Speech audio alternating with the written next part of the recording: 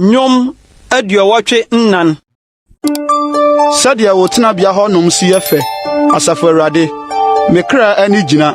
etopiti mpo Awurade adi ho no nti makoma ne me honam di ahurisie ma Onyankopɔn ti asefo nso apatu pre enya edan na asomfra katachi enya ebu a obeto ne ma agumu ene waforebochia no asafo Awurade mehine ne Nyankopɔn Ishira ne wona a wote wo fie obekoso ayiwaye Ishira ne onipa na hoɔden wo mu na Sion atempɔn no wɔ nakomam otwam ni suo bɔn no mu a ɔdane danere de masuo wɔ brampɔn suo nso de nhyira pi kata so ɔnante firi ahoɔden mu kɔ ahoɔden mu bepue Nyankopɔn anim Sion Awurade asafo Nyankopɔn tie me mpaebɔ Yaso Jacob Nyankopɔn yɛnkyɛm Onyankopɔn hwɛ na hwɛ de wasra no anim na wo fie da krudie yɛsene na apem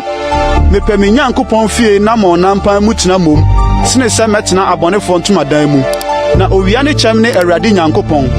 Awurade ma adom ne animonyam ɔmfa papa nkame wona a wonam te no asafo Awurade nhyia ne onipa a ɔde ne ho to so